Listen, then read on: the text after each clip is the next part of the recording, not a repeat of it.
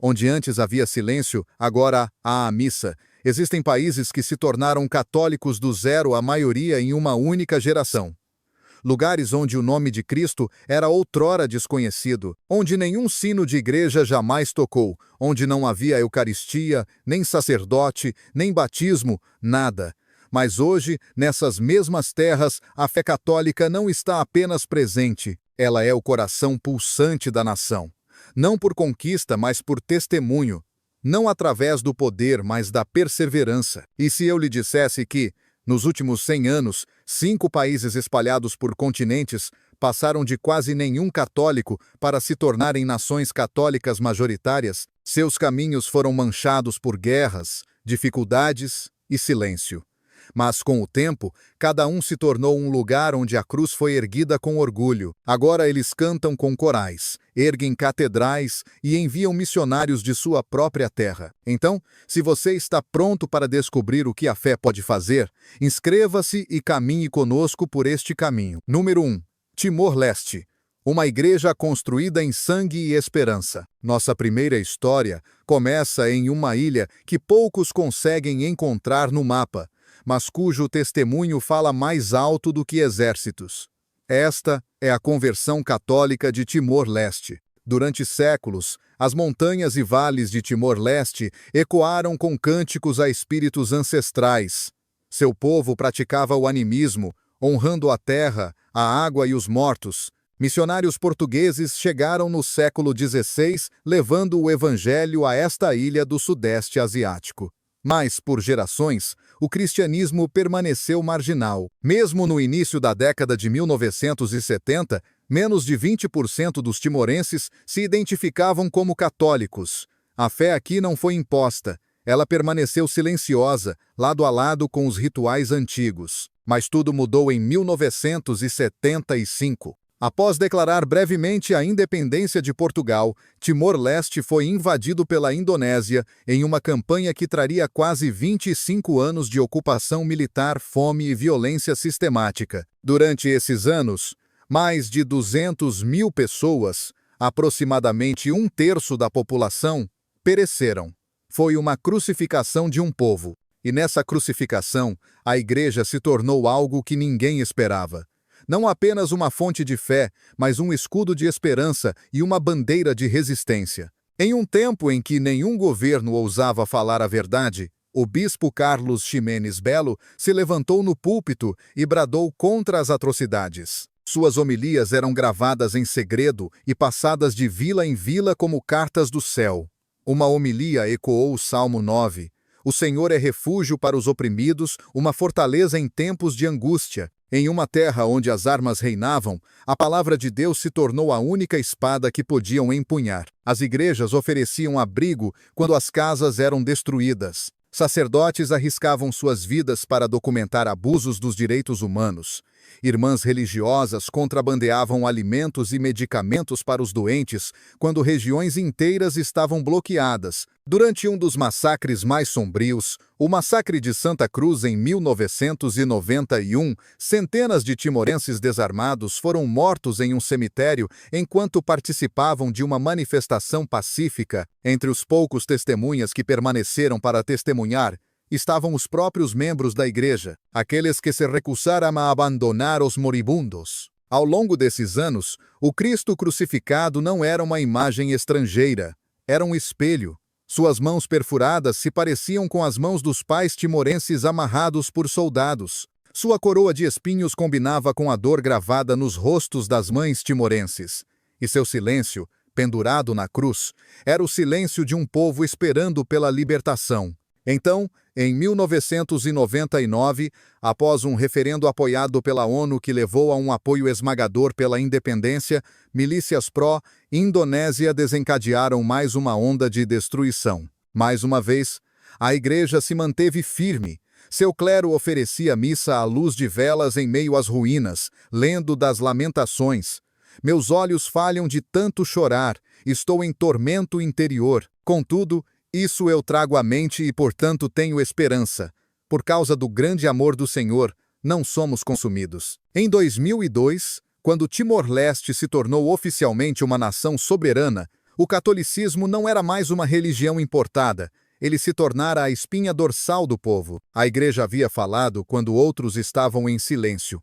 Ela havia sangrado com eles, chorado com eles e enterrado seus mortos com dignidade. E assim a nação respondeu, não por obrigação, mas por profunda confiança. Hoje, entre 97% e 98% dos timorenses se identificam como católicos, a maior porcentagem de qualquer país na Ásia. O que aconteceu em Timor-Leste é mais do que uma mudança demográfica. É um exemplo raro e radiante de como a fé pode crescer não através da dominação, mas através da solidariedade. A Igreja nunca pediu para ser o centro da identidade nacional, mas, ao simplesmente se recusar a abandonar o povo, ela conquistou esse lugar. E assim, em um país outrora repleto de cânticos tribais, a oração do Senhor agora se eleva em cada vale. Em vilarejos que antes se curvavam a espíritos das montanhas, as crianças agora fazem o sinal da cruz antes das refeições. E em um mundo que duvida se a fé ainda pode mover nações, Timor-Leste se ergue como prova viva. O catolicismo aqui não simplesmente chegou. Ele foi escolhido, ele foi defendido e ele foi ressuscitado. Mas essa história de transformação radical não é única da Ásia. A milhares de milhas de distância, no coração da África, outra nação outrora dilacerada por guerras tribais e genocídio, também viria a ver a igreja não como um relicário do passado, mas como um vaso de cura, unidade e renascimento. Nossa jornada continua em Burundi, onde o catolicismo ressurgiu das cinzas e divisões para se tornar a fé de um novo começo. Número 2. Burundi. De alguns convertidos a uma nação católica. No coração da África encontra-se Burundi, uma pequena nação sem litoral, cercada pelos grandes lagos e frequentemente ofuscada por seus vizinhos mais proeminentes. No entanto, espiritualmente, a jornada de Burundi é nada menos que milagrosa. No alvorecer do século XX, o catolicismo nesta região era quase invisível. Quando missionários da Ordem dos Padres Brancos chegaram em 1898, eles entraram em uma terra marcada pela tradição oral, lealdades tribais e crenças animistas profundamente enraizadas. Não havia alfabeto escrito em Kirundi, a língua local. Não havia escolas. A desconfiança em relação aos estrangeiros era alta, e assim, o Evangelho chegou silenciosamente, através de gestos de bondade, paciência e serviço. Em 1915, apenas 769 burundeses haviam sido batizados, representando apenas 0,2% da população. Mas esses primeiros missionários entenderam algo vital. A evangelização sem amor é vazia. Portanto, em vez de forçar a fé, tornaram-se curadores e educadores, construíram as primeiras escolas de Burundi, abriram as primeiras clínicas e começaram a traduzir a Bíblia para o Kirundi, um versículo de cada vez. O Evangelho não foi apenas proclamado, foi vivido, e ressoou mais não em grandes sermões, mas em ações humildes. Como escreveu Isaías: então a sua luz romperá como a alva, e a sua cura rapidamente aparecerá. Essa luz começou a penetrar a escuridão da desconfiança tribal e do descaso educacional. A igreja cresceu, lenta, mas seguramente, tornando-se não apenas um centro de adoração, mas uma força para o desenvolvimento nacional. Com o passar das décadas, formou a espinha dorsal do sistema educacional de Burundi. Produziu os primeiros cidadãos alfabetizados do país. E, mais crucialmente, tornou-se um santuário de autoridade moral. Quando Burundi mergulhou em uma crise política e em um derramamento de sangue étnico na década de 1990, notavelmente durante o conflito civil entre as facções Hutu e Tutsi, a igreja não recuou. Enquanto outros alimentavam a divisão, os líderes católicos clamavam por misericórdia. Abriram igrejas para ambos os lados. Padres e irmãs religiosas frequentemente se colocavam entre as milícias e os civis desarmados, implorando por paz. Muitos pagaram com suas vidas. Os altares estavam manchados não apenas com vinho, mas com sangue. No entanto, mesmo enquanto a violência rugia, a igreja permaneceu. Sua voz nunca desapareceu. Os bispos escreveram cartas pastorais clamando por arrependimento nacional. Citavam as palavras de Cristo em Mateus: Bem-aventurados os pacificadores, porque serão chamados filhos de Deus. Em um país marcado pela traição e pelo genocídio, a Igreja tornou-se uma das poucas instituições em que as pessoas ainda podiam confiar. Não porque era poderosa, mas porque estava presente. Hoje, essa presença deu frutos. Entre 62% e 67% dos burundeses agora se identificam como católicos. Ordens maciças de sacerdotes ocorrem a cada ano, as catedrais transbordam aos domingos, ordens religiosas florescem. E as escolas católicas permanecem pilares de formação acadêmica e moral. O que começou com menos de 6.000 crentes agora molda a identidade de uma nação. Mas isso não é apenas um triunfo de números. É um testemunho do que acontece quando a fé caminha com um povo através de suas horas mais sombrias. Quando a Igreja não domina, mas serve. Quando não se esconde, mas chora com aqueles que choram.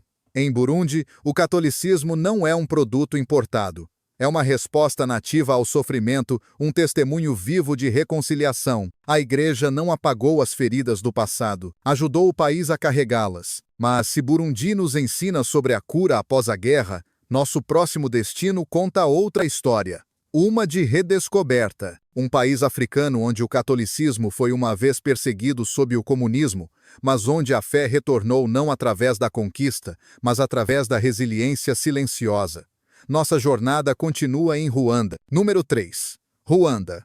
A cruz em meio às ruínas. Altas nas colinas verdes da África Central encontra-se Ruanda, um país cuja beleza natural parece quase em desacordo com as feridas que carrega. Conhecida por suas paisagens exuberantes e cultura vibrante, Ruanda também carrega as cicatrizes de um dos eventos mais horríveis do século XX. Mas muito antes de o mundo ouvir seus gritos em 1994, as sementes da fé já haviam sido plantadas. Antes do final do século XIX, os ruandeses viviam por sistemas de crenças indígenas centrados na veneração dos ancestrais, harmonia cósmica, e no papel sagrado do Mwami, ou rei. A chegada de missionários católicos sob o domínio colonial alemão e posteriormente belga introduziu não apenas o evangelho, mas também escolas, linguagem escrita e cuidados básicos de saúde. Na década de 1970, o catolicismo havia se entrelaçado profundamente na vida nacional. Mais de 60% dos ruandeses se identificavam como católicos. No entanto, essa história, tão promissora em seus começos, desceu à escuridão durante o genocídio de 1994 contra os Tutsis, quando quase 1 milhão de pessoas foram brutalmente assassinadas em apenas 100 dias. Em uma nação onde o catolicismo havia oferecido unidade e orientação moral, o genocídio revelou profundas fraturas. Enquanto muitos clérigos corajosamente arriscaram e deram suas vidas para proteger os inocentes, outros foram tragicamente cúmplices nos assassinatos. Algumas igrejas que haviam servido como santuários tornaram-se locais de massacre. A cruz, uma vez vista como um símbolo de redenção, agora estava em meio às ruínas. Silenciosa, manchada de sangue e contestada. Mas a história não terminou aí. Após um trauma indescritível, a Igreja Católica em Ruanda não recuou para o silêncio ou negação. Em vez disso, entrou na fragilidade. Os bispos emitiram desculpas formais pelas falhas da Igreja. Sobreviventes receberam espaço para falar e serem ouvidos. A Igreja ajudou a enterrar os mortos com dignidade, reabriu escolas e postos de saúde e ficou ao lado de comunidades despedaçadas pela dor. As palavras do profeta Joel ganharam nova vida. Restituirei os anos que os gafanhotos comeram.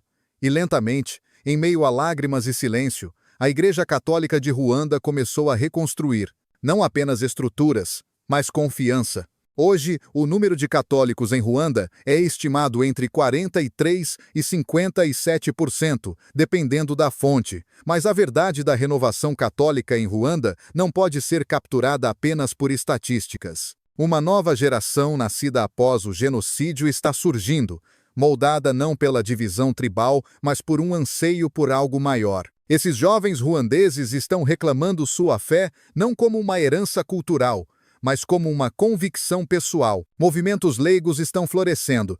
Pequenos grupos de oração se reúnem em vilarejos uma vez divididos pelo ódio. A catequese liderada por jovens está respirando nova vida em paróquias esquecidas. Os sacramentos, uma vez manchados por escândalos, agora são abordados com nova reverência. Em Ruanda, a cruz não é mais apenas um símbolo religioso, é uma ferida que ainda dói, mas também uma promessa de que a ressurreição é possível. Aqui, a fé se tornou uma jornada de arrependimento nacional e renovação silenciosa. A igreja não é mais assumida, deve ser vivida, reconstruída e conquistada a cada dia. Em um mundo rápido em descartar instituições religiosas como irrelevantes ou irremediáveis, Ruanda oferece um testemunho mais difícil, mas honesto, que mesmo uma igreja que vacila pode ressurgir se estiver disposta a confessar, a sofrer e a caminhar pacientemente com o povo. O evangelho não é barato aqui, foi comprado com lágrimas. Número 4. Papua Nova Guiné.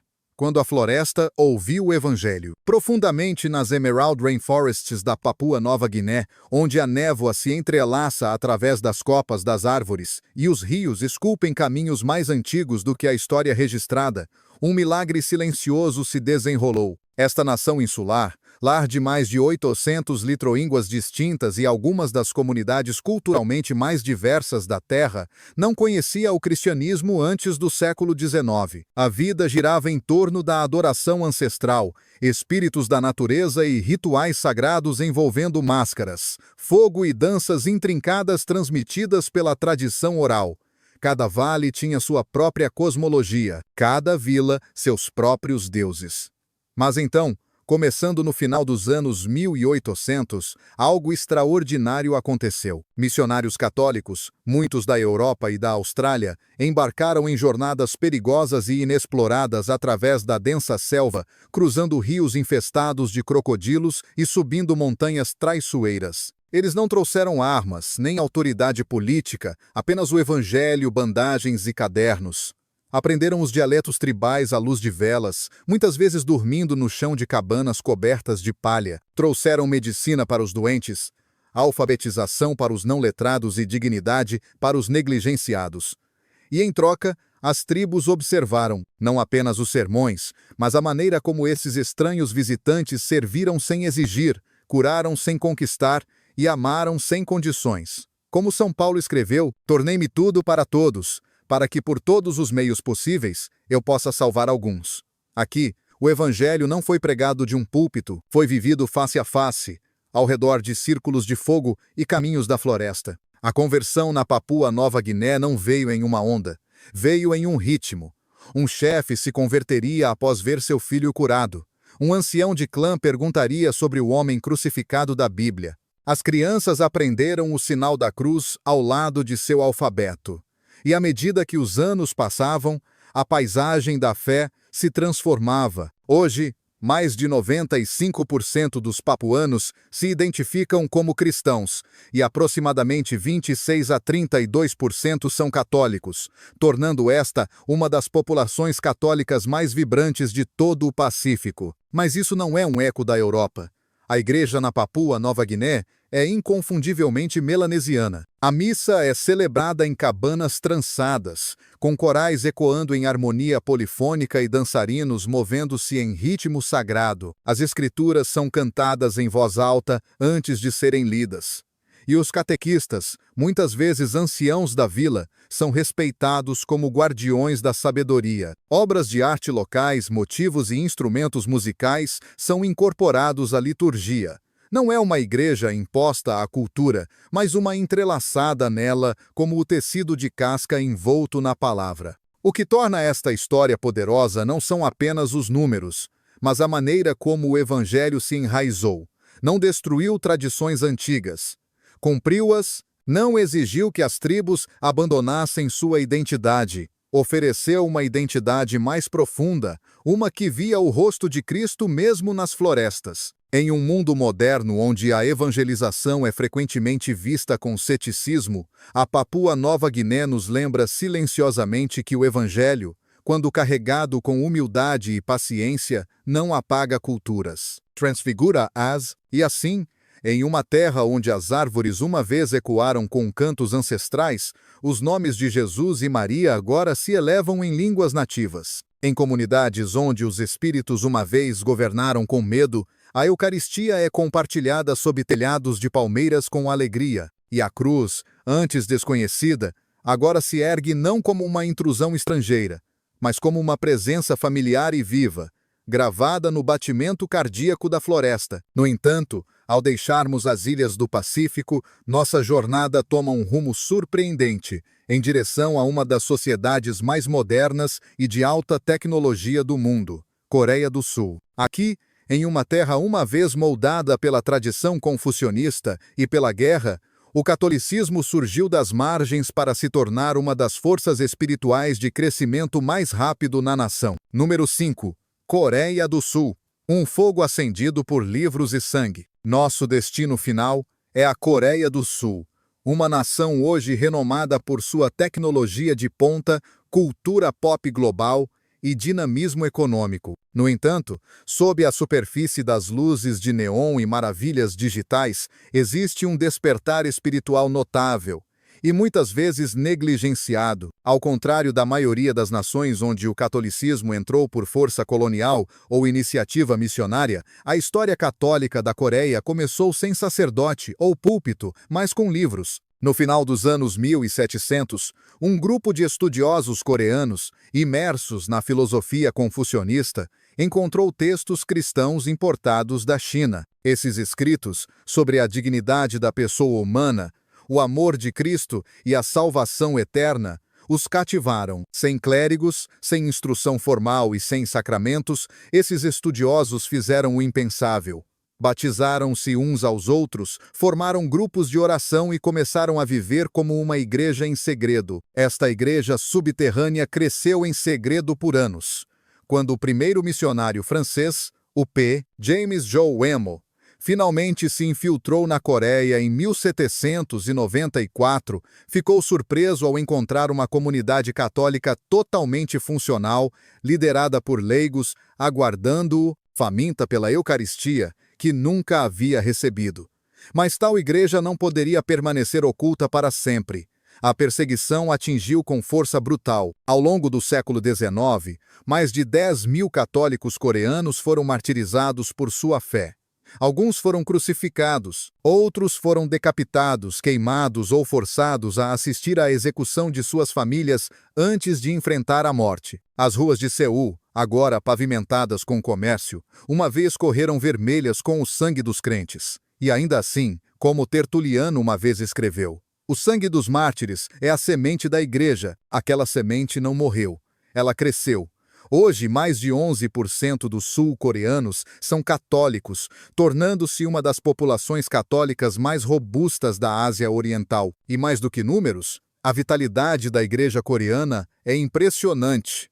As igrejas católicas estão lotadas, não apenas aos domingos, mas ao longo da semana, capelas de adoração noturna são comuns nas grandes cidades. Os seminários estão cheios, e missionários coreanos estão sendo enviados agora para a África, América Latina e até mesmo para a Europa Ocidental, para reevangelizar terras que um dia enviaram missionários para eles. A igreja na Coreia também é profundamente respeitada na vida pública, admirada por sua clareza moral, excelência acadêmica, ação social e testemunho pacífico em uma cultura moldada pela disciplina e honra. O que torna a jornada católica da Coreia do Sul extraordinária é que não começou com conquista ou compulsão. Começou com fome intelectual e coragem espiritual. Lembra-nos que o Evangelho não precisa de exércitos imperiais para se espalhar. Precisa de almas dispostas a buscar, sofrer e se render. Os fiéis da Coreia do Sul, especialmente seus primeiros mártires, mantiveram firme as palavras de Cristo. Não tenha medo daqueles que matam o corpo, mas não podem matar a alma. Eles deram tudo por uma verdade que descobriram nas páginas e confirmaram em sangue. Embora ainda não seja um país católico majoritário, A Coreia do Sul pode ser a igreja católica mais dinâmica e missionária do mundo desenvolvido. Seu testemunho está moldando não apenas seu próprio futuro, mas também contribuindo para a igreja global de maneiras poderosas e novas. O que começou em segredo e silêncio agora ressoa de Seul até os confins da terra. Desde selvas onde tambores uma vez chamaram os espíritos ancestrais, até cidades uma vez imersas em martírio, a fé católica transformou sociedades inteiras. Não pela força, mas pela misericórdia, pela esperança e pela verdade vivida em carne e osso. Essas histórias nos lembram: a igreja cresce não onde é mais seguro, mas onde é mais necessária. Onde a cruz é levantada, não para conquistar, mas para curar. E enquanto houver corações ainda buscando, ainda sofrendo, ainda esperando, a história não acabou. Se esta jornada te tocou, inscreva-se para mais histórias como esta. Histórias que nos lembram que a fé nunca está acabada, que a conversão ainda é possível, que milagres ainda acontecem. Qual desses 5 países mais te inspirou? Comente abaixo. E não se esqueça de curtir, compartilhar e rezar. Isso não é apenas história, é esperança. E o próximo capítulo pode muito bem começar com você. A igreja não está morrendo, ela está ressurgindo, em lugares que menos esperamos, de zero à maioria, de missão a milagre.